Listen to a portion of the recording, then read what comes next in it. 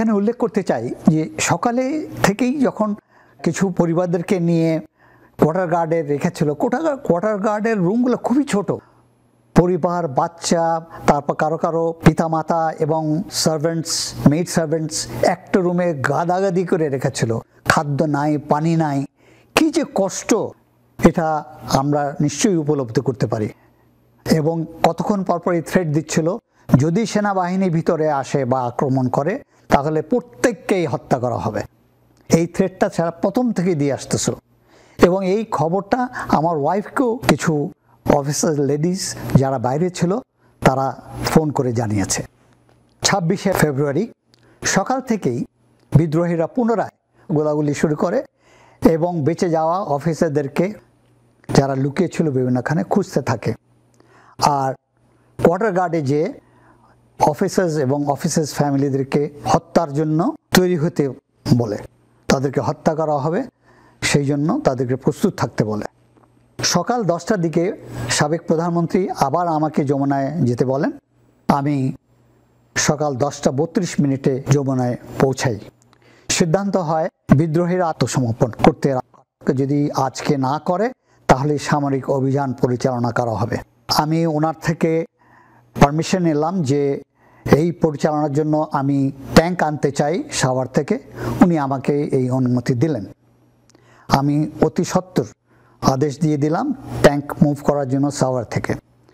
আর এখানে বলা বাহুল্য 25 তারিখেই আমি এপিসি যেগুলো ছিল স্টোরে, আমাদের guns, ammunition and APC itself, এগুলা বিভিন্ন স্টোরে ছিল, ওগুলাকে একত্রিত করে, এবং ড্রাইভার ছিল না, ড্রাইভার বিভিন্ন ফরমেশন থেকে এনে জড়ো করে 25 তারিখে রেডি করে রেখেছিলাম। ট্যাঙ্ক, এপিসি এবং 46 ব্রিগেড, এডি ব্রিগেড থেকে জনবল নিয়ে পুরোপুরি আমরা প্রস্তুতি নেই যে আমরা অপারেশন চালাবো। এবং এটা নামকরণ করা হলো অপারেশন রেস্টোর অর্ডার 2। আমাদের এই প্রস্তুতি দেখে এবং ট্যাঙ্ক আসতে শুনে বিদ্রোহীরা উঠে পড়ে লাগলো যে তারা সম্পূর্ণভাবে আত্মসমর্পণ করতে প্রস্তুত এবং কোনো শর্ত ছাড়া। এর মধ্যে প্রাক্তন প্রধানমন্ত্রী 2:18 জাতির উদ্দেশ্যে ভাষণ দিলেন। বিদ্রোহীদেরকে আত্মসমর্পণ করার সময় সীমা বেঁধে দিলেন, যেটা আমি ওনাকে সাজেস্ট করেছি।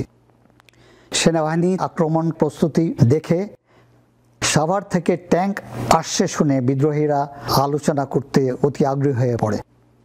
4:48 আমাকে বলা হয় বিদ্রোহীরা কোনো শর্ত ছাড়াই সম্পূর্ণভাবে আত্মসমর্পণ করতে রাজি হয়েছে এবং কিছুক্ষণ পরেই সব গেটে তারা সাদা পতাকা উত্তোলন করে। রাত 8টায় স্বরাষ্ট্রমন্ত্রীর নেতৃত্বে একটি দল পিলখানার ভিতরে প্রবেশ করে এবং বিদ্রোহীরা কোনো শর্ত ছাড়াই আত্মসমর্পণ করে। এই সাথে শেষ হলো 33 ঘন্টার বিডিআর বিদ্রোহ। প্রাণ হারালো 57 জন অফিসার যারা সেনাবাহিনীর মেরুদণ্ড ছিল, এবং সাথে আরও কিছু সিভিলিয়ান, টোটাল 74 জন প্রাণ হারালো। পরিশেষে আমি আশা করব একটি সুষ্ঠু তদন্তের মাধ্যমে প্রকৃত তথ্য বের করে যারা এখনও দোষী চিহ্নিত হয়নি এবং এর সাথে জড়িত ছিল তাদেরকে আইনের আওতায় এনে সঠিক বিচার করা হোক।